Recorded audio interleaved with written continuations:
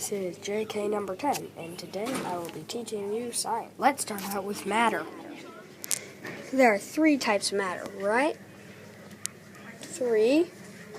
Isn't that right? No, that's wrong. There are 4 types of matter. So you've got your solid, your liquid, your gas, and then you've got a new type of matter called none other than plasma.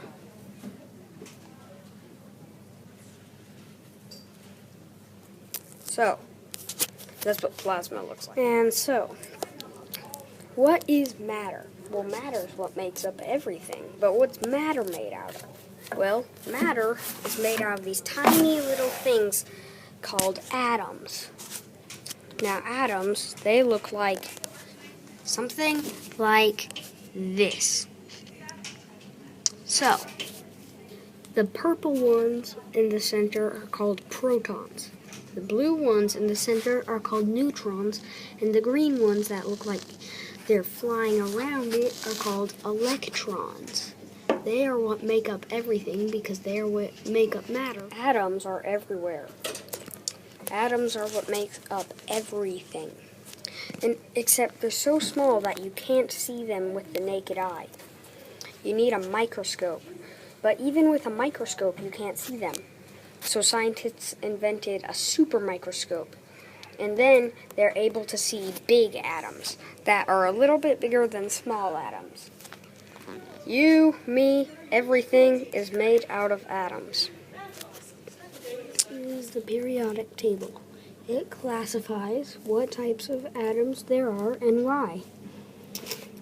It divides it into metals, non-metals, and semi-metals. I'm sure you know what metal is. So, it divides them by their properties.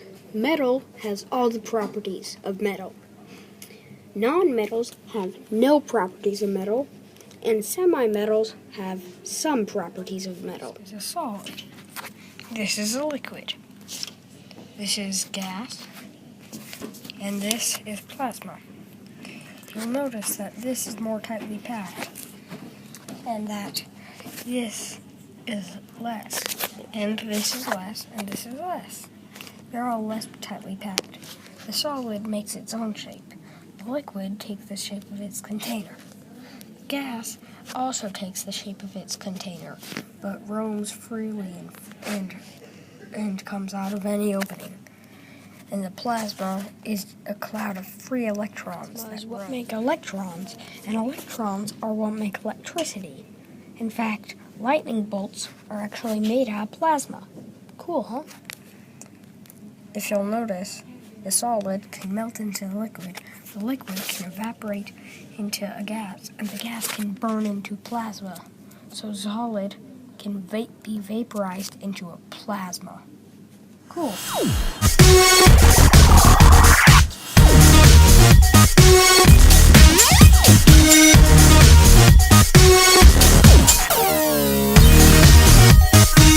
Now, most things can be broken down into other materials, like salt can be broken down into sodium and chloride, but some things can't be broken into other materials. These are called elements. Every element is on the periodic table.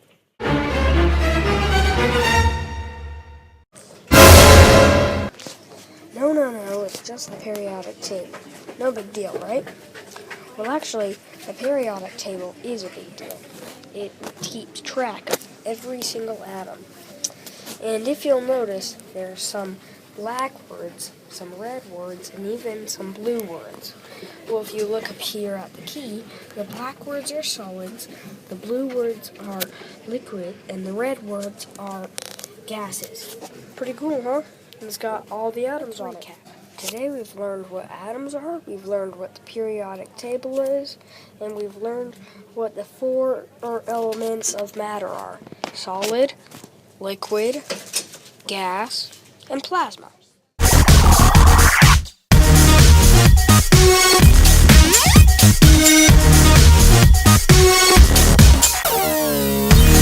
Let's get started on physical and chemical changes. Here's an example.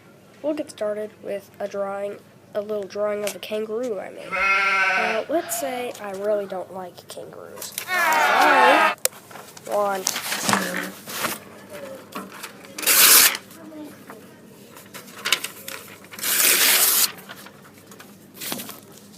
rip the paper into pieces. Okay, so that kangaroo's sad.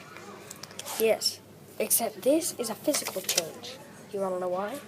The paper is still paper. Here, I'll explain. Chemical changes are when you change the type of atom into another type of atom, a new element. But when you rip paper, it's still paper, so it's not changed, really. When you burn paper, it goes through a chemical change, because then the paper is changed in a way where you can't get your chemical back. And it also can't be measured. I can rip that paper into 1,000 pieces, but it will still be paper. Matter can be created or destroyed. Sounds cool, huh? Now, you might be wondering what heterogeneous and homogeneous means, all these weird words. Well, I'll tell you. Heterogeneous is like a salad, like I said earlier. See, all the ingredients are put in, but they're not mixed in. It's hard to explain. Homogeneous is something like this. When you pour Kool-Aid into a glass of water, it's all mixed in. Now, let's ask a question. When is heterogeneous and homogeneous chemical and physical changes? Usually, homogeneous is chemical changes because it's all mixed in. But there are some cases when they're not. And usually, all the time, heterogeneous is physical changes because you can always get them back. Here's one example of a physical change, homogeneous. So, when you pour a spoonful of salt in water, it looks like it's gone. You might think it is, but it's really not. It looks like it's gone, but later when the water evaporates, the salt is back. Now, you might think we're not telling the truth, but we tried it out ourselves, and it looks pretty real. Here's an example.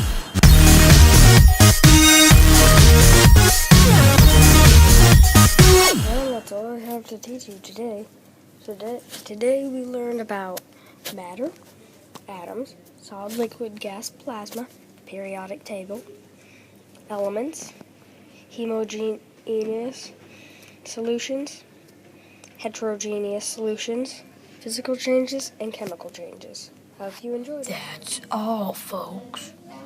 Be quiet. The video's over.